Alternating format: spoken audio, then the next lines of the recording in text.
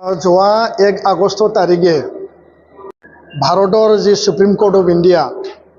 যি SC আৰু ST reservation আৰু ইয়াৰ সাব ক্লাছিফিকেশ্যনক লৈ পেলাই যি ৰায়দান প্ৰদান কৰিছে DY চন্দ্ৰচূড় ডাঙৰীয়া নেতৃত্বত 7জনীয়া বিচাৰপীঠে তো এই বিষয়টো লৈ পেলাই নিখিল বড়ো ছাত্ৰ সন্থা সকলো অসমৰ জনজাতীয় দল সংগঠনে আমি খুব তীক্ষ্ণভাৱে আমি নজৰ ৰাখি আৰু ইয়াৰ ওপৰত আমি ষ্টাডি কৰিছোঁ আৰু এই পৰ্যবেক্ষণৰ অন্তত বৰ্তমানো আমাৰ ষ্টাডি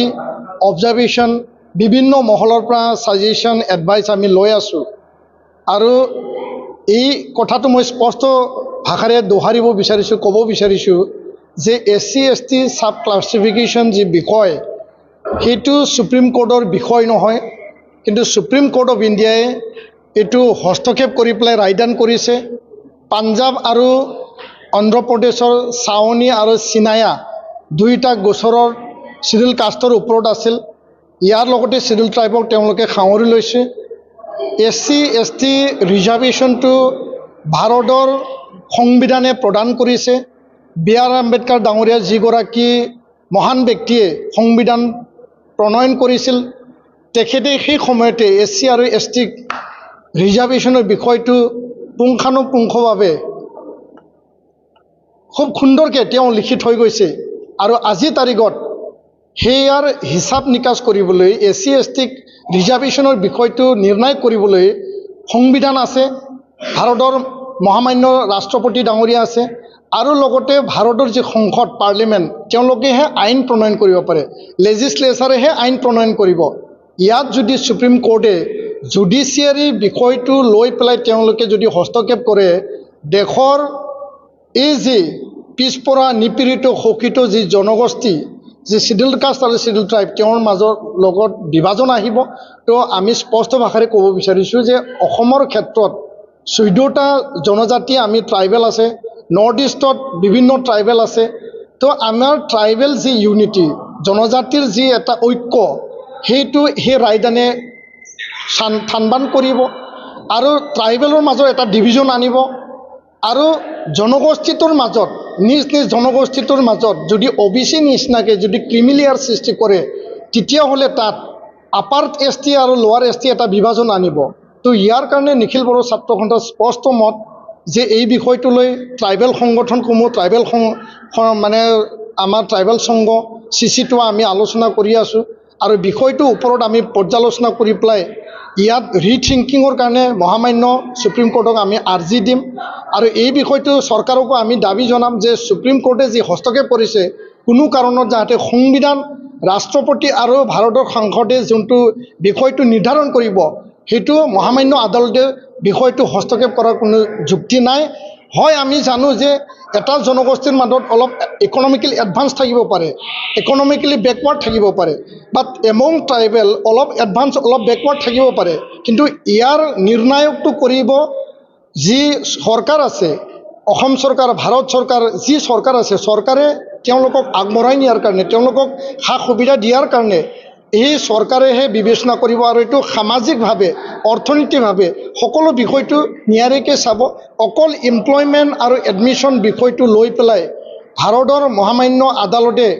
উচ্চতম ন্যায়ালয়ে ৰায়দান কৰাটো সঠিক বিষয় নহয় বুলি আমি ক'ব বিচাৰিছোঁ আৰু সেইটো লৈ পেলাই নিখিল বড়ো ছাত্ৰ সন্থা আমি মুঠেই সুখী নহয় আৰু এই বিষয়টো লৈ সংসদক এৰি দিব লাগে ৰাষ্ট্ৰপতি মহামান্য ৰাষ্ট্ৰপতিক এৰি দিব লাগে আৰু সংবিধান যিহেতু ইয়াৰ মূল সেই সংবিধানটোৱে নিৰ্ণয় কৰিব যে কোন কেটেগৰী কোন শ্ৰেণীয়ে কিমান ৰিজাৰ্ভেশ্যন পাব কিমান ৰিজাৰ্ভেশ্যন নাপাব তো সেই বিষয়টো আজি আমি স্পষ্ট ভাষাৰে আমি কৈছোঁ পিছত আকৌ ইয়াৰ ওপৰত আমি বিতংভাৱে আপোনালোকক জনাম ধন্যবাদ যোৱা 1 আগষ্ট তাৰিখে ভাৰতৰ যি সুপ্ৰিম কোৰ্ট অফ ইণ্ডিয়া যি SC আৰু ST ৰিজাৰ্ভেশ্যন আৰু ইয়াৰ সাব ক্লাছিফিকেশ্যনক লৈ পেলাই যি ৰায়দান প্ৰদান কৰিছে DY চন্দ্ৰচূড় ডাঙৰীয়া নেতৃত্বত 7জনীয়া বিচাৰপীঠে তো এই বিষয়টো লৈ পেলাই নিখিল বড়ো ছাত্ৰ সন্থা সকলো অসমৰ জনজাতীয় দল সংগঠনে আমি খুব তীক্ষ্ণভাৱে আমি নজৰ ৰাখি আৰু ইয়াৰ ওপৰত আমি ষ্টাডি কৰিছোঁ আৰু এই পৰ্যবেক্ষণৰ অন্তত বৰ্তমানো আমাৰ ষ্টাডি অবজাৰ্ভেশ্যন বিভিন্ন মহলৰ পৰা ছাজেশ্যন এডভাইচ আমি লৈ আছোঁ আৰু এই কথাটো মই স্পষ্ট ভাষাৰে দোহাৰিব বিচাৰিছোঁ, ক'ব বিচাৰিছোঁ যে SC/ST চাব ক্লাছিফিকেশ্যন যি বিষয় সেইটো সুপ্ৰিম কোৰ্টৰ বিষয় নহয়, কিন্তু সুপ্ৰিম কোৰ্ট অফ ইণ্ডিয়াই এইটো হস্তক্ষেপ কৰি পেলাই ৰায়দান কৰিছে। পাঞ্জাৱ আৰু অন্ধ্ৰপ্ৰদেশৰ ছাৱনী আৰু চিনায়া দুয়োটা গোচৰৰ চিডিউল কাষ্টৰ ওপৰত আছিল। ইয়াৰ লগতে চিডিউল ট্ৰাইবক তেওঁলোকে সাঙুৰি লৈছে। SC/ST ৰিজাৰ্ভেশ্যনটো ভাৰতৰ সংবিধানে প্ৰদান কৰিছে। B.R. আম্বেদকাৰ ডাঙৰীয়া যিগৰাকী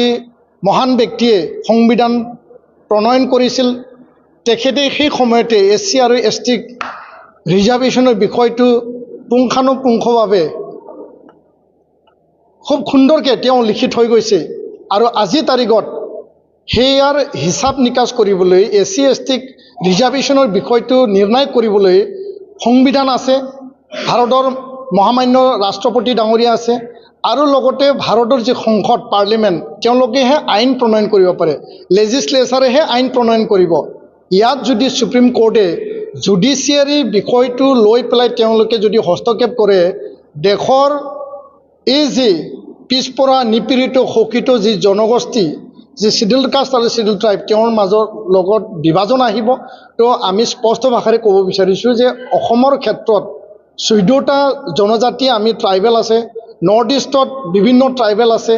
তো আমাৰ ট্ৰাইবেল যি ইউনিটি, জনজাতিৰ যি এটা ঐক্য, সেইটো সেই ৰায়দানে থানবান কৰিব আৰু ট্ৰাইবেলৰ মাজত এটা ডিভিজন আনিব আৰু জনগোষ্ঠীটোৰ মাজত নিজ নিজ জনগোষ্ঠীটোৰ মাজত যদি OBC নিচিনাকৈ যদি ক্ৰিমিলেয়াৰ সৃষ্টি কৰে, তেতিয়াহ'লে তাত আপাৰ ST আৰু লোৱাৰ ST এটা বিভাজন আনিব। তো ইয়াৰ কাৰণে নিখিল বড়ো ছাত্ৰ সন্থাৰ স্পষ্ট মত যে এই বিষয়টোলৈ ট্ৰাইবেল সংগঠনসমূহ, ট্ৰাইবেল মানে আমাৰ ট্ৰাইবেল সংঘ CC2 আমি আলোচনা কৰি আছোঁ আৰু বিষয়টোৰ ওপৰত আমি পৰ্যালোচনা কৰি পেলাই ইয়াত ৰিথিংকিঙৰ কাৰণে মহামান্য সুপ্ৰিম কোৰ্টক আমি আৰ্জি দিম আৰু এই বিষয়টো চৰকাৰকো আমি দাবী জনাম যে সুপ্ৰিম কোৰ্টে যি হস্তক্ষেপ কৰিছে, কোনো কাৰণত যাতে সংবিধান, ৰাষ্ট্ৰপতি আৰু ভাৰতৰ সংসদে যোনটো বিষয়টো নিৰ্ধাৰণ কৰিব, সেইটো মহামান্য আদালতে বিষয়টো হস্তক্ষেপ কৰাৰ কোনো যুক্তি নাই। হয়, আমি জানো যে এটা জনগোষ্ঠীৰ মাজত অলপ ইকনমিকেলি এডভান্স থাকিব পাৰে, ইকনমিকেলি বেকৱাৰ্ড থাকিব পাৰে, বাট এমং ট্ৰাইবেল অলপ এডভান্স অলপ বেকৱাৰ্ড থাকিব পাৰে, কিন্তু ইয়াৰ নিৰ্ণায়কটো কৰিব যি চৰকাৰ আছে, অসম চৰকাৰ, ভাৰত চৰকাৰ, যি চৰকাৰ আছে, চৰকাৰে তেওঁলোকক আগবঢ়াই নিয়াৰ কাৰণে, তেওঁলোকক সা সুবিধা দিয়াৰ কাৰণে এই চৰকাৰেহে বিবেচনা কৰিব আৰু এইটো সামাজিকভাৱে, অৰ্থনৈতিকভাৱে সকলো বিষয়টো নিয়াৰিকৈ চাব। অকল এমপ্লয়মেণ্ট আৰু এডমিশ্যন বিষয়টো লৈ পেলাই ভাৰতৰ মহামান্য আদালতে, উচ্চতম ন্যায়ালয়ে ৰায়দান কৰাটো সঠিক বিষয় নহয় বুলি আমি ক'ব বিচাৰিছোঁ আৰু সেইটো লৈ পেলাই নিখিল বড়ো ছাত্ৰ সন্থা আমি মুঠেই সুখী নহয় আৰু এই বিষয়টো লৈ সংসদক এৰি দিব লাগে, ৰাষ্ট্ৰপতি, মহামান্য ৰাষ্ট্ৰপতিক এৰি দিব লাগে আৰু সংবিধান যিহেতু ইয়াৰ মূল, সেই সংবিধানটোৱে নিৰ্ণয় কৰিব যে কোন কেটেগৰী, কোন শ্ৰেণীয়ে কিমান ৰিজাৰ্ভেশ্যন পাব, কিমান ৰিজাৰ্ভেশ্যন নাপাব। তো সেই বিষয়টো আজি আমি স্পষ্ট ভাষাৰে আমি কৈছোঁ, পিছত আকৌ ইয়াৰ ওপৰত আমি বিতংভাৱে আপোনালোকক জনাম। ধন্যবাদ। যোৱা 1 আগষ্ট তাৰিখে ভাৰতৰ যি সুপ্ৰিম কোৰ্ট অফ ইণ্ডিয়া যি SC আৰু ST ৰিজাৰ্ভেশ্যন আৰু ইয়াৰ চাব ক্লাছিফিকেশ্যনক লৈ পেলাই যি ৰায়দান প্ৰদান কৰিছে, DY চন্দ্ৰচূড় ডাঙৰীয়া নেতৃত্বত 7জনীয়া বিচাৰপীঠে, তো এই বিষয়টো লৈ পেলাই নিখিল বড়ো ছাত্ৰ সন্থা সকলো অসমৰ জনজাতীয় দল সংগঠনে আমি খুব তীক্ষ্ণভাৱে আমি নজৰ ৰাখি আৰু ইয়াৰ ওপৰত আমি ষ্টাডি কৰিছোঁ আৰু এই পৰ্যবেক্ষণৰ অন্তত বৰ্তমানো আমাৰ ষ্টাডি অবজাৰ্ভেশ্যন বিভিন্ন মহলৰ পৰা ছাজেশ্যন এডভাইচ আমি লৈ আছোঁ আৰু এই কথাটো মই স্পষ্ট ভাষাৰে দোহাৰিব বিচাৰিছোঁ, ক'ব বিচাৰিছোঁ যে SC/ST চাব ক্লাছিফিকেশ্যন যি বিষয় সেইটো সুপ্ৰিম কোৰ্টৰ বিষয় নহয়, কিন্তু সুপ্ৰিম কোৰ্ট অফ ইণ্ডিয়াই এইটো হস্তক্ষেপ কৰি পেলাই ৰায়দান কৰিছে। পাঞ্জাৱ আৰু অন্ধ্ৰপ্ৰদেশৰ ছাৱনী আৰু চিনায়া দুইটা গোচৰৰ চিডিউল কাষ্টৰ ওপৰত আছিল। ইয়াৰ লগতে চিডিউল ট্ৰাইবক তেওঁলোকে সাঙুৰি লৈছে। SC ST ৰিজাৰ্ভেশ্যনটো ভাৰতৰ সংবিধানে প্ৰদান কৰিছে। B.R. আম্বেদকাৰ ডাঙৰীয়া যিগৰাকী মহান ব্যক্তিয়ে সংবিধান প্ৰণয়ন কৰিছিল, তেখেতে সেই সময়তে SC আৰু ST ৰিজাৰ্ভেশ্যনৰ বিষয়টো পুংখানুপুংখভাৱে খুব সুন্দৰকৈ তেওঁ লিখি থৈ গৈছে। আৰু আজিৰ তাৰিখত সেয়াৰ হিচাপ নিকাচ কৰিবলৈ SC ST ৰিজাৰ্ভেশ্যনৰ বিষয়টো নিৰ্ণয় কৰিবলৈ সংবিধান আছে, ভাৰতৰ মহামান্য ৰাষ্ট্ৰপতি ডাঙৰীয়া আছে, আৰু লগতে ভাৰতৰ যি সংসদ পাৰ্লিমেণ্ট তেওঁলোকেহে আইন প্ৰণয়ন কৰিব পাৰে, লেজিছলেচাৰেহে আইন প্ৰণয়ন কৰিব। ইয়াত যদি সুপ্ৰিম কোৰ্টে জুডিচিয়াৰী বিষয়টো লৈ পেলাই তেওঁলোকে যদি হস্তক্ষেপ কৰে, দেশৰ এই যি পিছপৰা নিপীড়িত শোষিত যি জনগোষ্ঠী, যি চিডিউল কাষ্ট আৰু চিডিউল ট্ৰাইব, তেওঁৰ মাজৰ লগত বিভাজন আহিব। তো আমি স্পষ্ট ভাষাৰে ক'ব বিচাৰিছোঁ যে অসমৰ ক্ষেত্ৰত 14টা জনজাতি আমি ট্ৰাইবেল আছে, নৰ্থ ইষ্টত বিভিন্ন ট্ৰাইবেল আছে। তো আমাৰ ট্ৰাইবেল যি ইউনিটি, জনজাতিৰ যি এটা ঐক্য, সেইটো সেই ৰায়দানে থানবান কৰিব আৰু ট্ৰাইবেলৰ মাজত এটা ডিভিজন আনিব। আৰু জনগোষ্ঠীটোৰ মাজত নিজ নিজ জনগোষ্ঠীটোৰ মাজত যদি OBC নিচিনাকৈ যদি ক্ৰিমিলিয়াৰ সৃষ্টি কৰে, তেতিয়াহ'লে তাত আপাৰ ST আৰু লোৱাৰ ST এটা বিভাজন আনিব। তো ইয়াৰ কাৰণে নিখিল বড়ো ছাত্ৰ সন্থাৰ স্পষ্ট মত যে এই বিষয়টো লৈ ট্ৰাইবেল সংগঠনসমূহ, ট্ৰাইবেল মানে আমাৰ ট্ৰাইবেল সংঘ CC2 আমি আলোচনা কৰি আছোঁ আৰু বিষয়টোৰ ওপৰত আমি পৰ্যালোচনা কৰি পেলাই ইয়াত ৰিথিংকিঙৰ কাৰণে মহামান্য সুপ্ৰিম কোৰ্টক আমি আৰ্জি দিম। আৰু এই বিষয়টো চৰকাৰকো আমি দাবী জনাম যে সুপ্ৰিম কোৰ্টে যি হস্তক্ষেপ কৰিছে, কোনো কাৰণত যাতে সংবিধান, ৰাষ্ট্ৰপতি আৰু ভাৰতৰ সংসদে যোনটো বিষয়টো নিৰ্ধাৰণ কৰিব, সেইটো মহামান্য আদালতে বিষয়টো হস্তক্ষেপ কৰাৰ কোনো যুক্তি নাই। হয়, আমি জানো যে এটা জনগোষ্ঠীৰ মাজত অলপ ইকনমিকেলি এডভান্স থাকিব পাৰে, ইকনমিকেলি বেকৱাৰ্ড থাকিব পাৰে, বাট এমং ট্ৰাইবেল অলপ এডভান্স অলপ বেকৱাৰ্ড থাকিব পাৰে। কিন্তু ইয়াৰ নিৰ্ণায়কটো কৰিব যি চৰকাৰ আছে, অসম চৰকাৰ, ভাৰত চৰকাৰ, যি চৰকাৰ আছে, চৰকাৰে তেওঁলোকক আগবঢ়াই নিয়াৰ কাৰণে, তেওঁলোকক সা সুবিধা দিয়াৰ কাৰণে এই চৰকাৰেহে বিবেচনা কৰিব। আৰু এইটো সামাজিকভাৱে, অৰ্থনৈতিকভাৱে সকলো বিষয়টো নিয়াৰিকৈ চাব। অকল এমপ্লয়মেণ্ট আৰু এডমিশ্যন বিষয়টো লৈ পেলাই ভাৰতৰ মহামান্য আদালতে, উচ্চতম ন্যায়ালয়ে ৰায়দান কৰাটো সঠিক বিষয় নহয় বুলি আমি ক'ব বিচাৰিছোঁ। আৰু সেইটো লৈ পেলাই নিখিল বড়ো ছাত্ৰ সন্থা আমি মুঠেই সুখী নহয়। আৰু এই বিষয়টো লৈ সংসদক এৰি দিব লাগে, ৰাষ্ট্ৰপতি, মহামান্য ৰাষ্ট্ৰপতিক এৰি দিব লাগে। আৰু সংবিধান যিহেতু ইয়াৰ মূল, সেই সংবিধানটোৱে নিৰ্ণয় কৰিব যে কোন কেটেগৰী, কোন শ্ৰেণীয়ে কিমান ৰিজাৰ্ভেশ্যন পাব, কিমান ৰিজাৰ্ভেশ্যন নাপাব। তো সেই বিষয়টো আজি আমি স্পষ্ট ভাষাৰে আমি কৈছোঁ, পিছত আকৌ ইয়াৰ ওপৰত আমি বিতংভাৱে আপোনালোকক জনাম। ধন্যবাদ। যোৱা 1 আগষ্ট তাৰিখে ভাৰতৰ যি সুপ্ৰিম কোৰ্ট অফ ইণ্ডিয়া যি SC আৰু ST ৰিজাৰ্ভেশ্যন আৰু ইয়াৰ চাব ক্লাছিফিকেশ্যনক লৈ পেলাই যি ৰায়দান প্ৰদান কৰিছে, DY চন্দ্ৰচূড় ডাঙৰীয়া নেতৃত্বত 7জনীয়া বিচাৰপীঠে, তো এই বিষয়টো লৈ পেলাই নিখিল বড়ো ছাত্ৰ সন্থা, সকলো অসমৰ জনজাতীয় দল সংগঠনে আমি খুব তীক্ষ্ণভাৱে আমি নজৰ ৰাখি আৰু ইয়াৰ ওপৰত আমি ষ্টাডি কৰিছোঁ। আৰু এই পৰ্যবেক্ষণৰ অন্তত বৰ্তমানো আমাৰ ষ্টাডি, অবজাৰ্ভেশ্যন, বিভিন্ন মহলৰ পৰা ছাজেশ্যন, এডভাইচ আমি লৈ আছোঁ। আৰু এই কথাটো মই স্পষ্ট ভাষাৰে দোহাৰিব বিচাৰিছোঁ, ক'ব বিচাৰিছোঁ যে SC ST চাব ক্লাছিফিকেশ্যন যি বিষয়, সেইটো সুপ্ৰিম কোৰ্টৰ বিষয় নহয়, কিন্তু সুপ্ৰিম কোৰ্ট অফ ইণ্ডিয়াই এইটো হস্তক্ষেপ কৰি পেলাই ৰায়দান কৰিছে। পাঞ্জাৱ আৰু অন্ধ্ৰপ্ৰদেশৰ ছাৱনী আৰু চিনায়া দুইটা গোচৰৰ চিডিউল কাষ্টৰ ওপৰত আছিল। ইয়াৰ লগতে চিডিউল ট্ৰাইবক তেওঁলোকে সাঙুৰি লৈছে। SC ST ৰিজাৰ্ভেশ্যনটো ভাৰতৰ সংবিধানে প্ৰদান কৰিছে। B.R. আম্বেদকাৰ ডাঙৰীয়া যিগৰাকী মহান ব্যক্তিয়ে সংবিধান প্ৰণয়ন কৰিছিল, তেখেতে সেই সময়তে SC আৰু ST ৰিজাৰ্ভেশ্যনৰ বিষয়টো পুংখানুপুংখভাৱে খুব সুন্দৰকৈ তেওঁ লিখি থৈ গৈছে। আৰু আজিৰ তাৰিখত সেয়াৰ হিচাপ নিকাচ কৰিবলৈ SC ST ৰিজাৰ্ভেশ্যনৰ বিষয়টো নিৰ্ণয় কৰিবলৈ সংবিধান আছে, ভাৰতৰ মহামান্য ৰাষ্ট্ৰপতি ডাঙৰীয়া আছে, আৰু লগতে ভাৰতৰ যি সংসদ পাৰ্লিমেণ্ট তেওঁলোকেহে আইন প্ৰণয়ন কৰিব পাৰে, লেজিছলেচাৰেহে আইন প্ৰণয়ন কৰিব। ইয়াত যদি সুপ্ৰিম কোৰ্টে জুডিচিয়াৰী বিষয়টো লৈ পেলাই তেওঁলোকে যদি হস্তক্ষেপ কৰে, দেশৰ এই যি পিছপৰা নিপীড়িত শোষিত যি জনগোষ্ঠী, যি শিডিউল কাষ্ট আৰু শিডিউল ট্ৰাইব তেওঁৰ মাজৰ লগত বিভাজন আহিব। তো আমি স্পষ্ট ভাষাৰে ক'ব বিচাৰিছোঁ যে অসমৰ ক্ষেত্ৰত 14টা জনজাতি আমি ট্ৰাইবেল আছে, নৰ্থ ইষ্টত বিভিন্ন ট্ৰাইবেল আছে। তো আমাৰ ট্ৰাইবেল যি ইউনিটি, জনজাতিৰ যি এটা ঐক্য, সেইটো সেই ৰায়দানে থানবান কৰিব আৰু ট্ৰাইবেলৰ মাজত এটা ডিভিজন আনিব। আৰু জনগোষ্ঠীটোৰ মাজত নিজ নিজ জনগোষ্ঠীটোৰ মাজত যদি OBC নিচিনাকৈ যদি ক্ৰিমিলিয়াৰ সৃষ্টি কৰে, তেতিয়াহ'লে তাত আপাৰ ST আৰু লোৱাৰ ST এটা বিভাজন আনিব। তো ইয়াৰ কাৰণে নিখিল বড়ো ছাত্ৰ সন্থাৰ স্পষ্ট মত যে এই বিষয়টো লৈ ট্ৰাইবেল সংগঠনসমূহ, ট্ৰাইবেল মানে আমাৰ ট্ৰাইবেল সংঘ CC2 আমি আলোচনা কৰি আছোঁ আৰু বিষয়টোৰ ওপৰত আমি পৰ্যালোচনা কৰি পেলাই ইয়াত ৰিথিংকিঙৰ কাৰণে মহামান্য সুপ্ৰিম কোৰ্টক আমি আৰ্জি দিম। আৰু এই বিষয়টো চৰকাৰকো আমি দাবী জনাম যে সুপ্ৰিম কোৰ্টে যি হস্তক্ষেপ কৰিছে, কোনো কাৰণত যাতে সংবিধান, ৰাষ্ট্ৰপতি আৰু ভাৰতৰ সংসদে যোনটো বিষয়টো নিৰ্ধাৰণ কৰিব, সেইটো মহামান্য আদালতে বিষয়টো হস্তক্ষেপ কৰাৰ কোনো যুক্তি নাই। হয়, আমি জানো যে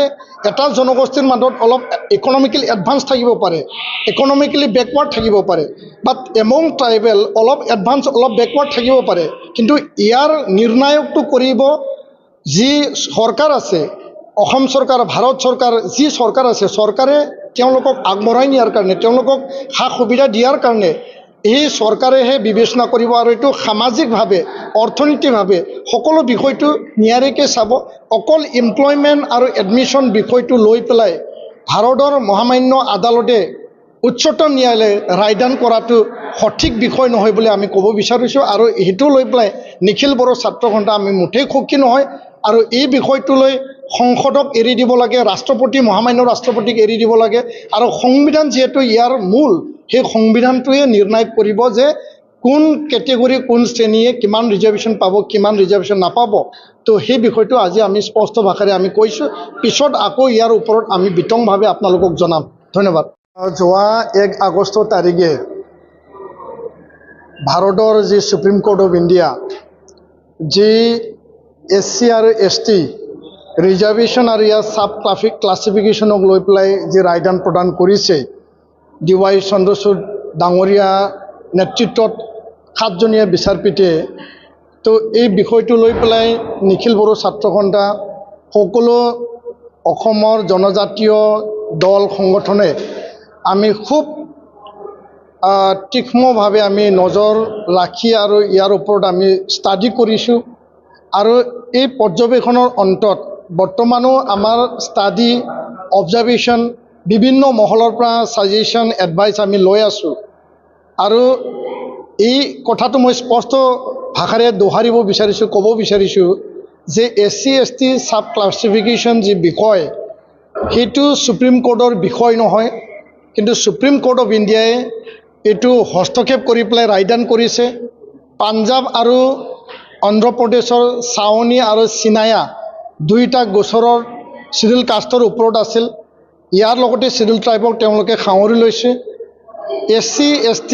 ৰিজাৰ্ভেশ্যনটো ভাৰতৰ সংবিধানে প্ৰদান কৰিছে। BR আম্বেদকাৰ ডাঙৰীয়া যিগৰাকী মহান ব্যক্তিয়ে সংবিধান প্ৰণয়ন কৰিছিল, তেখেতে সেই সময়তে SC আৰু ST ৰিজাৰ্ভেশ্যনৰ বিষয়টো পুংখানুপুংখভাৱে খুব সুন্দৰকৈ তেওঁ লিখি থৈ গৈছে। আৰু আজিৰ তাৰিখত সেয়াৰ হিচাপ নিকাচ কৰিবলৈ, SC ST ৰিজাৰ্ভেশ্যনৰ বিষয়টো নিৰ্ণয় কৰিবলৈ সংবিধান আছে, ভাৰতৰ মহামান্য ৰাষ্ট্ৰপতি ডাঙৰীয়া আছে, আৰু লগতে ভাৰতৰ যি সংসদ পাৰ্লিমেণ্ট তেওঁলোকেহে আইন প্ৰণয়ন কৰিব পাৰে, লেজিছলেচাৰেহে আইন প্ৰণয়ন কৰিব। ইয়াত যদি সুপ্ৰিম কোৰ্টে জুডিচিয়াৰী বিষয়টো লৈ পেলাই তেওঁলোকে যদি হস্তক্ষেপ কৰে, দেশৰ এই যি পিছপৰা নিপীড়িত শোষিত যি জনগোষ্ঠী, যে শিডিউল কাষ্ট আৰু শিডিউল ট্ৰাইব তেওঁৰ মাজৰ লগত বিভাজন আহিব। তো আমি স্পষ্ট ভাষাৰে ক'ব বিচাৰিছোঁ যে অসমৰ ক্ষেত্ৰত 14টা জনজাতি আমি ট্ৰাইবেল আছে, নৰ্থ ইষ্টত বিভিন্ন ট্ৰাইবেল আছে। তো আমাৰ ট্ৰাইবেল যি ইউনিটি, জনজাতিৰ যি এটা ঐক্য, সেইটো সেই ৰায়দানে থানবান কৰিব আৰু ট্ৰাইবেলৰ মাজত এটা ডিভিজন আনিব আৰু জনগোষ্ঠীটোৰ মাজত নিজ নিজ জনগোষ্ঠীটোৰ মাজত যদি OBC নিচিনাকৈ যদি ক্ৰিমিলিয়াৰ সৃষ্টি কৰে, তেতিয়াহ'লে তাত আপাৰ ST আৰু লোৱাৰ ST এটা বিভাজন আনিব। তো ইয়াৰ কাৰণে নিখিল বড়ো ছাত্ৰ সন্থাৰ স্পষ্ট মত যে এই বিষয়টো লৈ ট্ৰাইবেল সংগঠনসমূহ, ট্ৰাইবেল মানে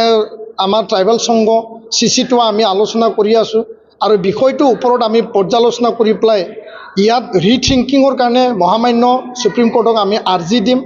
আৰু এই বিষয়টো চৰকাৰকো আমি দাবী জনাম যে সুপ্ৰিম কোৰ্টে যি হস্তক্ষেপ কৰিছে, কোনো কাৰণত যাতে সংবিধান, ৰাষ্ট্ৰপতি আৰু ভাৰতৰ সংসদে যোনটো বিষয়টো নিৰ্ধাৰণ কৰিব, সেইটো মহামান্য আদালতে বিষয়টো হস্তক্ষেপ কৰাৰ কোনো যুক্তি নাই। হয়, আমি জানো যে এটা জনগোষ্ঠীৰ মাজত অলপ ইকনমিকেলি এডভান্স থাকিব পাৰে, ইকনমিকেলি বেকৱাৰ্ড থাকিব পাৰে, বাট এমং ট্ৰাইবেল অলপ এডভান্স অলপ বেকৱাৰ্ড থাকিব পাৰে। কিন্তু ইয়াৰ নিৰ্ণায়কটো কৰিব যি চৰকাৰ আছে, অসম চৰকাৰ, ভাৰত চৰকাৰ, যি চৰকাৰ আছে, চৰকাৰে তেওঁলোকক আগবঢ়াই নিয়াৰ কাৰণে, তেওঁলোকক সা সুবিধা দিয়াৰ কাৰণে এই চৰকাৰেহে বিবেচনা কৰিব আৰু এইটো সামাজিকভাৱে, অৰ্থনৈতিকভাৱে সকলো বিষয়টো নিয়াৰিকৈ চাব। অকল এমপ্লয়মেণ্ট আৰু এডমিশ্যন বিষয়টো লৈ পেলাই ভাৰতৰ মহামান্য আদালতে, উচ্চতম ন্যায়ালয়ে ৰায়দান কৰাটো সঠিক বিষয় নহয় বুলি আমি ক'ব বিচাৰিছোঁ আৰু সেইটো লৈ পেলাই নিখিল বড়ো ছাত্ৰ সন্থা আমি মুঠেই সুখী নহয় আৰু এই বিষয়টো লৈ সংসদক এৰি দিব লাগে, ৰাষ্ট্ৰপতি, মহামান্য ৰাষ্ট্ৰপতিক এৰি দিব লাগে আৰু সংবিধান যিহেতু ইয়াৰ মূল, সেই সংবিধানটোৱে নিৰ্ণয় কৰিব যে কোন কেটেগৰী, কোন শ্ৰেণীয়ে কিমান ৰিজাৰ্ভেশ্যন পাব, কিমান ৰিজাৰ্ভেশ্যন নাপাব। তো সেই বিষয়টো আজি আমি স্পষ্ট ভাষাৰে আমি কৈছোঁ, পিছত আকৌ ইয়াৰ ওপৰত আমি বিতংভাৱে আপোনালোকক জনাম। ধন্যবাদ। যোৱা 1 আগষ্ট তাৰিখে ভাৰতৰ যি সুপ্ৰিম কোৰ্ট অফ ইণ্ডিয়া যি SC আৰু ST ৰিজাৰ্ভেশ্যন আৰু ইয়াৰ ছাব ক্লাছিফিকেশ্যনক লৈ পেলাই যি ৰায়দান প্ৰদান কৰিছে, DY চন্দ্ৰচূড় ডাঙৰীয়া নেতৃত্বত 7জনীয়া বিচাৰপীঠে, তো এই বিষয়টো লৈ পেলাই নিখিল বড়ো ছাত্ৰ সন্থা সকলো অসমৰ জনজাতীয় দল সংগঠনে আমি খুব তীক্ষ্ণভাৱে আমি নজৰ ৰাখি আৰু ইয়াৰ ওপৰত আমি ষ্টাডি কৰিছোঁ আৰু এই পৰ্যবেক্ষণৰ অন্তত বৰ্তমানো আমাৰ ষ্টাডি, অবজাৰ্ভেশ্যন, বিভিন্ন মহলৰ পৰা ছাজেশ্যন, এডভাইচ আমি লৈ আছোঁ আৰু এই কথাটো মই স্পষ্ট ভাষাৰে দোহাৰিব বিচাৰিছোঁ, ক'ব বিচাৰিছোঁ যে SC ST ছাব ক্লাছিফিকেশ্যন যি বিষয়, সেইটো সুপ্ৰিম কোৰ্টৰ বিষয় নহয়, কিন্তু সুপ্ৰিম কোৰ্ট অফ ইণ্ডিয়াই এইটো হস্তক্ষেপ কৰি পেলাই ৰায়দান কৰিছে। পাঞ্জাৱ আৰু অন্ধ্ৰপ্ৰদেশৰ ছাৱনী আৰু চিনায়া 2টা গোচৰৰ চিডিউল কাষ্টৰ ওপৰত আছিল, ইয়াৰ লগতে চিডিউল ট্ৰাইবক তেওঁলোকে সাঙুৰি লৈছে। SC ST ৰিজাৰ্ভেশ্যনটো ভাৰতৰ সংবিধানে প্ৰদান কৰিছে। BR আম্বেদকাৰ ডাঙৰীয়া যিগৰাকী মহান ব্যক্তিয়ে সংবিধান প্ৰণয়ন কৰিছিল, তেখেতে সেই সময়তে SC আৰু ST ৰিজাৰ্ভেশ্যনৰ বিষয়টো পুংখানুপুংখভাৱে খুব সুন্দৰকৈ তেওঁ লিখি থৈ গৈছে আৰু আজিৰ তাৰিখত সেয়াৰ হিচাপ নিকাচ কৰিবলৈ, SC ST ৰিজাৰ্ভেশ্যনৰ বিষয়টো নিৰ্ণয় কৰিবলৈ সংবিধান আছে, ভাৰতৰ মহামান্য ৰাষ্ট্ৰপতি ডাঙৰীয়া আছে আৰু লগতে ভাৰতৰ যি সংসদ, পাৰ্লিমেণ্ট, তেওঁলোকেহে আইন প্ৰণয়ন কৰিব পাৰে, লেজিছলেচাৰেহে আইন প্ৰণয়ন কৰিব। ইয়াত যদি সুপ্ৰিম কোৰ্টে জুডিচিয়াৰী বিষয়টো লৈ পেলাই তেওঁলোকে যদি হস্তক্ষেপ কৰে, দেশৰ এই যি পিছপৰা, নিপীড়িত, শোষিত যি জনগোষ্ঠী, যি শিডিউল কাষ্ট আৰু শিডিউল ট্ৰাইব, তেওঁৰ মাজৰ লগত বিভাজন আহিব। তো আমি স্পষ্ট ভাষাৰে ক'ব বিচাৰিছোঁ যে অসমৰ ক্ষেত্ৰত 14টা জনজাতি আমি ট্ৰাইবেল আছে, নৰ্থ ইষ্টত বিভিন্ন ট্ৰাইবেল আছে। তো আমাৰ ট্ৰাইবেল যি ইউনিটি, জনজাতিৰ যি এটা ঐক্য, সেইটো সেই ৰায়দানে থানবান কৰিব আৰু ট্ৰাইবেলৰ মাজত এটা ডিভিজন আনিব আৰু জনগোষ্ঠীটোৰ মাজত, নিজ নিজ জনগোষ্ঠীটোৰ মাজত যদি OBC নিচিনাকৈ যদি ক্ৰিমিলিয়াৰ সৃষ্টি কৰে, তেতিয়াহ'লে তাত আপাৰ এছ টি আৰু লোৱাৰ এছ টি এটা বিভাজন আনিব। তো ইয়াৰ কাৰণে নিখিল বড়ো ছাত্ৰ সন্থাৰ স্পষ্ট মত যে এই বিষয়টোলৈ ট্ৰাইবেল সংগঠনসমূহ ট্ৰাইবেল মানে আমাৰ ট্ৰাইবেল সংঘ CC2 আমি আলোচনা কৰি আছোঁ আৰু বিষয়টোৰ ওপৰত আমি পৰ্যালোচনা কৰি পেলাই ইয়াত ৰিথিংকিঙৰ কাৰণে মহামান্য সুপ্ৰিম কোৰ্টক আমি আৰ্জি দিম আৰু এই বিষয়টো চৰকাৰকো আমি দাবী জনাম যে সুপ্ৰিম কোৰ্টে যি হস্তক্ষেপ কৰিছে কোনো কাৰণত যাতে সংবিধান ৰাষ্ট্ৰপতি আৰু ভাৰতৰ সংসদে যোনটো বিষয়টো নিৰ্ধাৰণ কৰিব সেইটো মহামান্য আদালতে বিষয়টো হস্তক্ষেপ কৰাৰ কোনো যুক্তি নাই। হয় আমি জানো যে এটা জনগোষ্ঠীৰ মাজত অলপ ইকনমিকেলি এডভান্স থাকিব পাৰে, ইকনমিকেলি বেকৱাৰ্ড থাকিব পাৰে, বাট এমং ট্ৰাইবেল অলপ এডভান্স অলপ বেকৱাৰ্ড থাকিব পাৰে, কিন্তু ইয়াৰ নিৰ্ণায়কটো কৰিব যি চৰকাৰ আছে, অসম চৰকাৰ, ভাৰত চৰকাৰ, যি চৰকাৰ আছে চৰকাৰে তেওঁলোকক আগবঢ়াই নিয়াৰ কাৰণে, তেওঁলোকক সা সুবিধা দিয়াৰ কাৰণে এই চৰকাৰেহে বিবেচনা কৰিব আৰু এইটো সামাজিকভাৱে অৰ্থনৈতিকভাৱে সকলো বিষয়টো নিয়াৰিকৈ চাব। অকল এমপ্লয়মেণ্ট আৰু এডমিশ্যন বিষয়টো লৈ পেলাই ভাৰতৰ মহামান্য আদালতে উচ্চতম ন্যায়ালয়ে ৰায়দান কৰাটো সঠিক বিষয় নহয় বুলি আমি ক'ব বিচাৰিছোঁ আৰু সেইটো লৈ পেলাই নিখিল বড়ো ছাত্ৰ সন্থা আমি মুঠেই সুখী নহয় আৰু এই বিষয়টোলৈ সংসদক এৰি দিব লাগে, ৰাষ্ট্ৰপতি মহামান্য ৰাষ্ট্ৰপতিক এৰি দিব লাগে আৰু সংবিধান যিহেতু ইয়াৰ মূল সেই সংবিধানটোৱে নিৰ্ণয় কৰিব যে কোন কেটেগৰী কোন শ্ৰেণীয়ে কিমান ৰিজাৰ্ভেশ্যন পাব কিমান ৰিজাৰ্ভেশ্যন নাপাব। তো সেই বিষয়টো আজি আমি স্পষ্ট ভাষাৰে আমি কৈছোঁ, পিছত আকৌ ইয়াৰ ওপৰত আমি বিতংভাৱে আপোনালোকক জনাম। ধন্যবাদ। যোৱা 1 আগষ্ট তাৰিখে ভাৰতৰ যি সুপ্ৰিম কোৰ্ট অফ ইণ্ডিয়া যি SC আৰু ST ৰিজাৰ্ভেশ্যন আৰু ইয়াৰ ছাব ক্লাছিফিকেশ্যনক লৈ পেলাই যি ৰায়দান প্ৰদান কৰিছে, DY চন্দ্ৰচূড় ডাঙৰীয়া নেতৃত্বত 7জনীয়া বিচাৰপীঠে, তো এই বিষয়টো লৈ পেলাই নিখিল বড়ো ছাত্ৰ সন্থা সকলো অসমৰ জনজাতীয় দল সংগঠনে আমি খুব তীক্ষ্ণভাৱে আমি নজৰ ৰাখি আৰু ইয়াৰ ওপৰত আমি ষ্টাডি কৰিছোঁ আৰু এই পৰ্যবেক্ষণৰ অন্তত বৰ্তমানো আমাৰ ষ্টাডি অবজাৰ্ভেশ্যন বিভিন্ন মহলৰ পৰা ছাজেশ্যন এডভাইচ আমি লৈ আছোঁ আৰু এই কথাটো মই স্পষ্ট ভাষাৰে দোহাৰিব বিচাৰিছোঁ, ক'ব বিচাৰিছোঁ যে SC ST ছাব ক্লাছিফিকেশ্যন যি বিষয় সেইটো সুপ্ৰিম কোৰ্টৰ বিষয় নহয়, কিন্তু সুপ্ৰিম কোৰ্ট অফ ইণ্ডিয়াই এইটো হস্তক্ষেপ কৰি পেলাই ৰায়দান কৰিছে। পাঞ্জাৱ আৰু অন্ধ্ৰপ্ৰদেশৰ ছাৱনী আৰু চিনায়া দুয়োটা গোচৰৰ চিডিউল কাষ্টৰ ওপৰত আছিল, ইয়াৰ লগতে চিডিউল ট্ৰাইবক তেওঁলোকে সাঙুৰি লৈছে। SC ST ৰিজাৰ্ভেশ্যনটো ভাৰতৰ সংবিধানে প্ৰদান কৰিছে। BR আম্বেদকাৰ ডাঙৰীয়া যিগৰাকী মহান ব্যক্তিয়ে সংবিধান প্ৰণয়ন কৰিছিল, তেখেতে সেই সময়তে SC আৰু ST ৰিজাৰ্ভেশ্যনৰ বিষয়টো পুংখানুপুংখভাৱে খুব সুন্দৰকৈ তেওঁ লিখি থৈ গৈছে আৰু আজিৰ তাৰিখত সেয়াৰ হিচাপ নিকাচ কৰিবলৈ SC ST ৰিজাৰ্ভেশ্যনৰ বিষয়টো নিৰ্ণয় কৰিবলৈ সংবিধান আছে, ভাৰতৰ মহামান্য ৰাষ্ট্ৰপতি ডাঙৰীয়া আছে আৰু লগতে ভাৰতৰ যি সংসদ পাৰ্লিমেণ্ট তেওঁলোকেহে আইন প্ৰণয়ন কৰিব পাৰে, লেজিছলেচাৰেহে আইন প্ৰণয়ন কৰিব।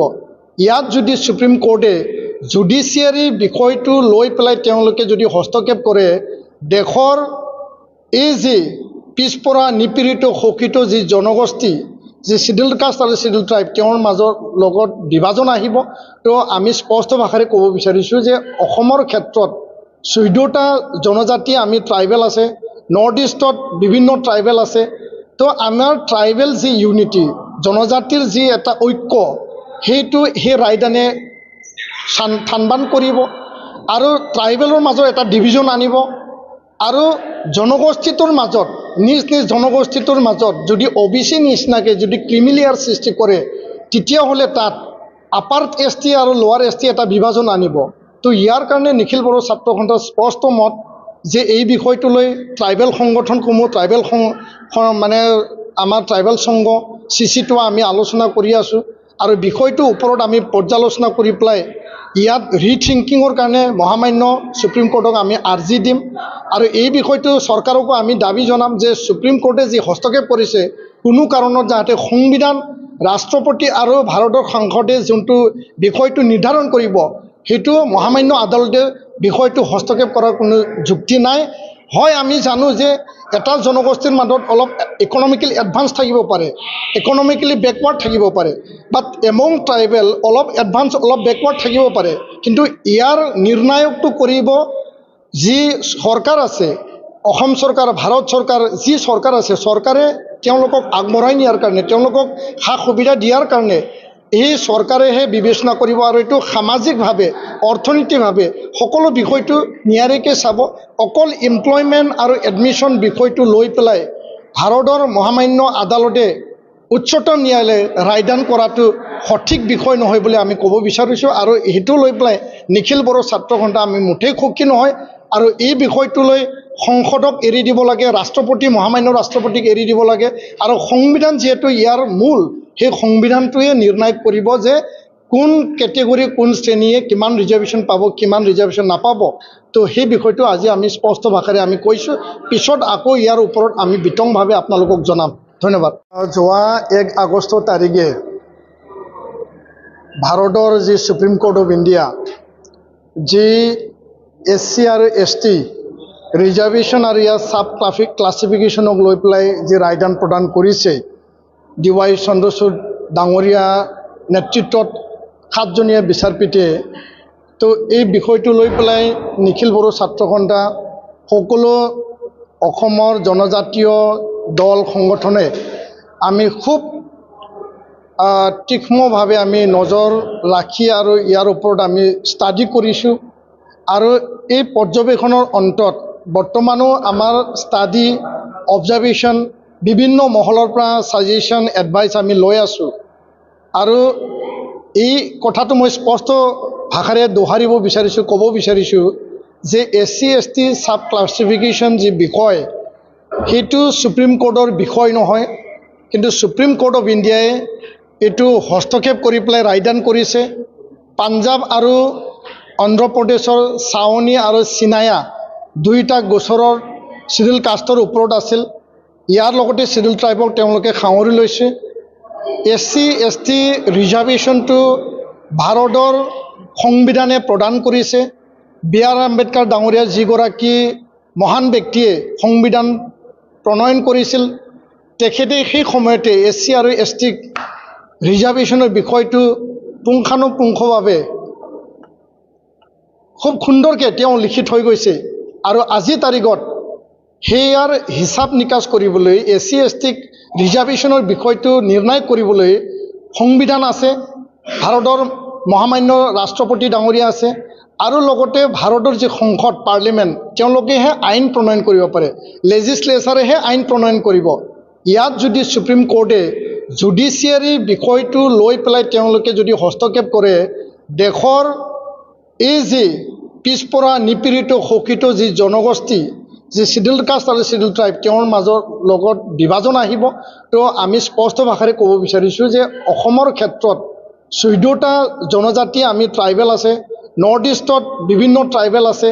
তো আমাৰ ট্ৰাইবেল যি ইউনিটি, জনজাতিৰ যি এটা ঐক্য, সেইটো সেই ৰায়দানে থানবান কৰিব আৰু ট্ৰাইবেলৰ মাজত এটা ডিভিজন আনিব। আৰু জনগোষ্ঠীটোৰ মাজত নিজ নিজ জনগোষ্ঠীটোৰ মাজত যদি OBC নিচিনাকৈ যদি ক্ৰিমিলিয়াৰ সৃষ্টি কৰে, তেতিয়াহ'লে তাত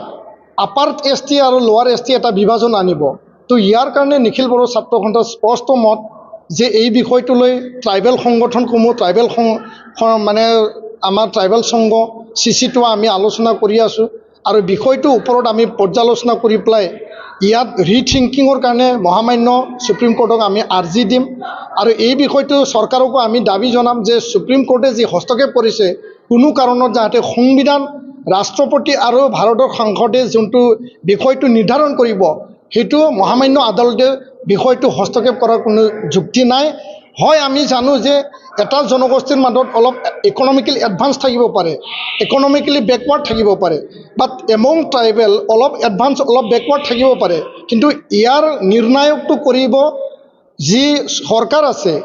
অসম চৰকাৰ, ভাৰত চৰকাৰ, যি চৰকাৰ আছে, চৰকাৰে তেওঁলোকক আগবঢ়াই নিয়াৰ কাৰণে, তেওঁলোকক সা সুবিধা দিয়াৰ কাৰণে এই চৰকাৰেহে বিবেচনা কৰিব আৰু এইটো সামাজিকভাৱে অৰ্থনৈতিকভাৱে সকলো বিষয়টো নিয়াৰিকৈ চাব। অকল এমপ্লয়মেণ্ট আৰু এডমিশ্যন বিষয়টো লৈ পেলাই ভাৰতৰ মহামান্য আদালতে উচ্চতম ন্যায়ালয়ে ৰায়দান কৰাটো সঠিক বিষয় নহয় বুলি আমি ক'ব বিচাৰিছোঁ। আৰু সেইটো লৈ পেলাই নিখিল বড়ো ছাত্ৰ সন্থা আমি মুঠেই সুখী নহয়। আৰু এই বিষয়টো লৈ সংসদক এৰি দিব লাগে, ৰাষ্ট্ৰপতি মহামান্য ৰাষ্ট্ৰপতিক এৰি দিব লাগে। আৰু সংবিধান যিহেতু ইয়াৰ মূল, সেই সংবিধানটোৱে নিৰ্ণয় কৰিব যে কোন কেটেগৰী কোন শ্ৰেণীয়ে কিমান ৰিজাৰ্ভেশ্যন পাব, কিমান ৰিজাৰ্ভেশ্যন নাপাব। তো সেই বিষয়টো আজি আমি স্পষ্ট ভাষাৰে আমি কৈছোঁ। পিছত আকৌ ইয়াৰ ওপৰত আমি বিতংভাৱে আপোনালোকক জনাম। ধন্যবাদ। যোৱা 1 আগষ্ট তাৰিখে ভাৰতৰ যি সুপ্ৰিম কোৰ্ট অফ ইণ্ডিয়া যি SC আৰু ST ৰিজাৰ্ভেশ্যন আৰু ইয়াৰ ছাব ক্লাছিফিকেশ্যনক লৈ পেলাই যি ৰায়দান প্ৰদান কৰিছে, DY চন্দ্ৰচূড় ডাঙৰীয়া নেতৃত্বত 7জনীয়া বিচাৰপীঠে, তো এই বিষয়টো লৈ পেলাই নিখিল বড়ো ছাত্ৰ সন্থা সকলো অসমৰ জনজাতীয় দল সংগঠনে আমি খুব তীক্ষ্ণভাৱে আমি নজৰ ৰাখি আৰু ইয়াৰ ওপৰত আমি ষ্টাডি কৰিছোঁ। আৰু এই পৰ্যবেক্ষণৰ অন্তত বৰ্তমানো আমাৰ ষ্টাডি অবজাৰ্ভেশ্যন বিভিন্ন মহলৰ পৰা ছাজেশ্যন এডভাইচ আমি লৈ আছোঁ। আৰু এই কথাটো মই স্পষ্ট ভাষাৰে দোহাৰিব বিচাৰিছোঁ, ক'ব বিচাৰিছোঁ যে SC ST ছাব ক্লাছিফিকেশ্যন যি বিষয়, সেইটো সুপ্ৰিম কোৰ্টৰ বিষয় নহয়, কিন্তু সুপ্ৰিম কোৰ্ট অফ ইণ্ডিয়াই এইটো হস্তক্ষেপ কৰি পেলাই ৰায়দান কৰিছে। পাঞ্জাৱ আৰু অন্ধ্ৰপ্ৰদেশৰ ছাৱনী আৰু চিনায়া দুয়োটা গোচৰৰ চিডিউল কাষ্টৰ ওপৰত আছিল। ইয়াৰ লগতে চিডিউল ট্ৰাইবক তেওঁলোকে সাঙুৰি লৈছে। SC ST ৰিজাৰ্ভেশ্যনটো ভাৰতৰ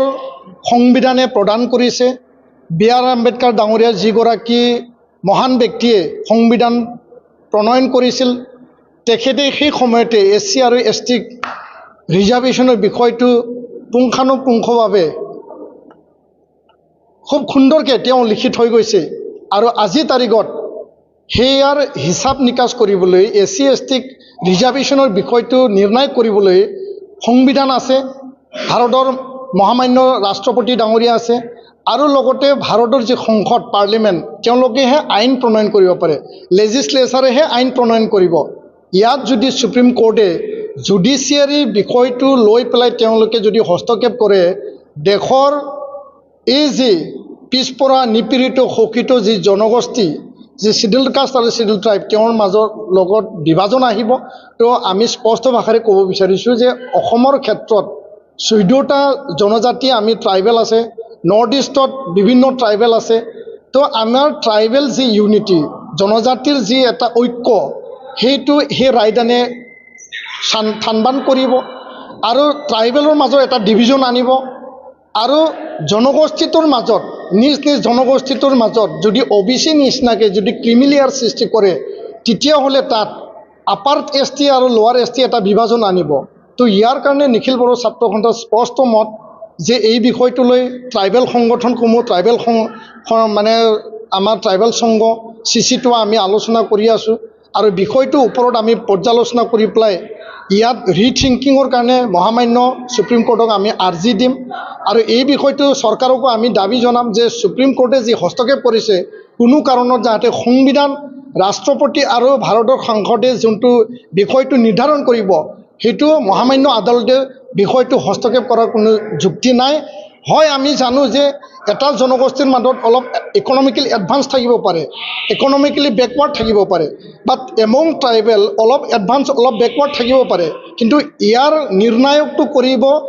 যি চৰকাৰ আছে,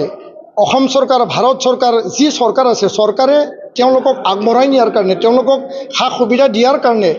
এই চৰকাৰেহে বিবেচনা কৰিব। আৰু এইটো সামাজিকভাৱে অৰ্থনৈতিকভাৱে সকলো বিষয়টো নিয়াৰিকৈ চাব। অকল এমপ্লয়মেণ্ট আৰু এডমিশ্যন বিষয়টো লৈ পেলাই ভাৰতৰ মহামান্য আদালতে উচ্চতম ন্যায়ালয়ে ৰায়দান কৰাটো সঠিক বিষয় নহয় বুলি আমি ক'ব বিচাৰিছোঁ। আৰু সেইটো লৈ পেলাই নিখিল বড়ো ছাত্ৰ সন্থা আমি মুঠেই সুখী নহয়। আৰু এই বিষয়টো লৈ সংসদক এৰি দিব লাগে, ৰাষ্ট্ৰপতি মহামান্য ৰাষ্ট্ৰপতিক এৰি দিব লাগে। আৰু সংবিধান যিহেতু ইয়াৰ মূল, সেই সংবিধানটোৱে নিৰ্ণয় কৰিব যে কোন কেটেগৰী কোন শ্ৰেণীয়ে কিমান ৰিজাৰ্ভেশ্যন পাব কিমান ৰিজাৰ্ভেশ্যন নাপাব তো সেই বিষয়টো আজি আমি স্পষ্ট ভাষাৰে আমি কৈছোঁ পিছত আকৌ ইয়াৰ ওপৰত আমি বিতংভাৱে আপোনালোকক জনাম ধন্যবাদ যোৱা 1 আগষ্ট তাৰিখে ভাৰতৰ যি সুপ্ৰিম কোৰ্ট অফ ইণ্ডিয়া যি SC আৰু ST ৰিজাৰ্ভেশ্যন আৰু ইয়াৰ সাব ক্লাছিফিকেশ্যনক লৈ পেলাই যি ৰায়দান প্ৰদান কৰিছে DY চন্দ্ৰচূড় ডাঙৰীয়া নেতৃত্বত 7জনীয়া বিচাৰপীঠে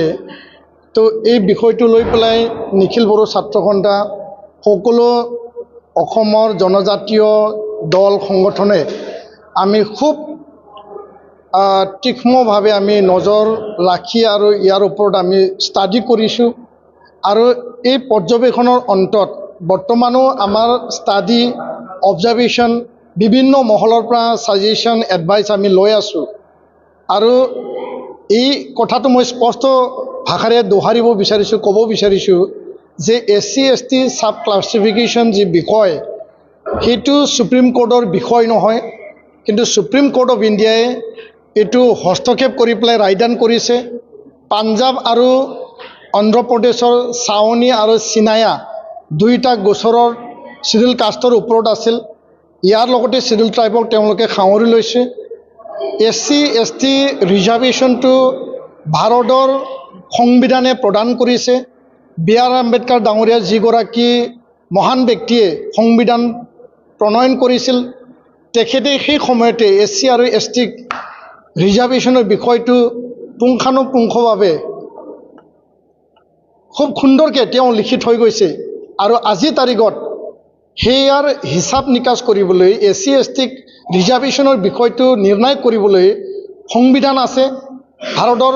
মহামান্য ৰাষ্ট্ৰপতি ডাঙৰীয়া আছে আৰু লগতে ভাৰতৰ যি সংসদ পাৰ্লিমেণ্ট তেওঁলোকেহে আইন প্ৰণয়ন কৰিব পাৰে লেজিছলেচাৰেহে আইন প্ৰণয়ন কৰিব ইয়াত যদি সুপ্ৰিম কোৰ্টে জুডিচিয়াৰী বিষয়টো লৈ পেলাই তেওঁলোকে যদি হস্তক্ষেপ কৰে দেশৰ এই যি পিছপৰা নিপীড়িত শোষিত যি জনগোষ্ঠী যি শিডিউল কাষ্ট আৰু শিডিউল ট্ৰাইব তেওঁৰ মাজৰ লগত বিভাজন আহিব তো আমি স্পষ্ট ভাষাৰে ক'ব বিচাৰিছোঁ যে অসমৰ ক্ষেত্ৰত 14টা জনজাতি আমি ট্ৰাইবেল আছে নৰ্থ ইষ্টত বিভিন্ন ট্ৰাইবেল আছে তো আমাৰ ট্ৰাইবেল যি ইউনিটি জনজাতিৰ যি এটা ঐক্য সেইটো সেই ৰায়দানে থানবান কৰিব আৰু ট্ৰাইবেলৰ মাজত এটা ডিভিজন আনিব আৰু জনগোষ্ঠীটোৰ মাজত নিজ নিজ জনগোষ্ঠীটোৰ মাজত যদি OBC নিচিনাকৈ যদি ক্ৰিমিলেয়াৰ সৃষ্টি কৰে তেতিয়াহ'লে তাত আপাৰ ST আৰু লোৱাৰ ST এটা বিভাজন আনিব তো ইয়াৰ কাৰণে নিখিল বড়ো ছাত্ৰ সন্থাৰ স্পষ্ট মত যে এই বিষয়টো লৈ ট্ৰাইবেল সংগঠনসমূহ ট্ৰাইবেল মানে আমাৰ ট্ৰাইবেল সংঘ CC2 আমি আলোচনা কৰি আছোঁ আৰু বিষয়টোৰ ওপৰত আমি পৰ্যালোচনা কৰি পেলাই ইয়াত ৰিথিংকিঙৰ কাৰণে মহামান্য সুপ্ৰিম কোৰ্টক আমি আৰ্জি দিম আৰু এই বিষয়টো চৰকাৰকো আমি দাবী জনাম যে সুপ্ৰিম কোৰ্টে যি হস্তক্ষেপ কৰিছে কোনো কাৰণত যাতে সংবিধান ৰাষ্ট্ৰপতি আৰু ভাৰতৰ সংসদে যোনটো বিষয়টো নিৰ্ধাৰণ কৰিব সেইটো মহামান্য আদালতে বিষয়টো হস্তক্ষেপ কৰাৰ কোনো যুক্তি নাই হয় আমি জানো যে এটা জনগোষ্ঠীৰ মাজত অলপ ইকনমিকেলি এডভান্স থাকিব পাৰে ইকনমিকেলি বেকৱাৰ্ড থাকিব পাৰে বাট এমং ট্ৰাইবেল অলপ এডভান্স অলপ বেকৱাৰ্ড থাকিব পাৰে কিন্তু ইয়াৰ নিৰ্ণায়কটো কৰিব যি চৰকাৰ আছে অসম চৰকাৰ ভাৰত চৰকাৰ যি চৰকাৰ আছে চৰকাৰে তেওঁলোকক আগবঢ়াই নিয়াৰ কাৰণে তেওঁলোকক সা সুবিধা দিয়াৰ কাৰণে এই চৰকাৰেহে বিবেচনা কৰিব আৰু এইটো সামাজিকভাৱে অৰ্থনৈতিকভাৱে সকলো বিষয়টো নিয়াৰিকৈ চাব অকল এমপ্লয়মেণ্ট আৰু এডমিশ্যন বিষয়টো লৈ পেলাই ভাৰতৰ মহামান্য আদালতে উচ্চতম ন্যায়ালয়ে ৰায়দান কৰাটো সঠিক বিষয় নহয় বুলি আমি ক'ব বিচাৰিছোঁ আৰু সেইটো লৈ পেলাই নিখিল বড়ো ছাত্ৰ সন্থা আমি মুঠেই সুখী নহয় আৰু এই বিষয়টো লৈ সংসদক এৰি দিব লাগে ৰাষ্ট্ৰপতি মহামান্য ৰাষ্ট্ৰপতিক এৰি দিব লাগে আৰু সংবিধান যিহেতু ইয়াৰ মূল সেই সংবিধানটোৱে নিৰ্ণয় কৰিব যে কোন কেটেগৰী কোন শ্ৰেণীয়ে কিমান ৰিজাৰ্ভেশ্যন পাব কিমান ৰিজাৰ্ভেশ্যন নাপাব তো সেই বিষয়টো আজি আমি স্পষ্ট ভাষাৰে আমি কৈছোঁ পিছত আকৌ ইয়াৰ ওপৰত আমি বিতংভাৱে আপোনালোকক জনাম ধন্যবাদ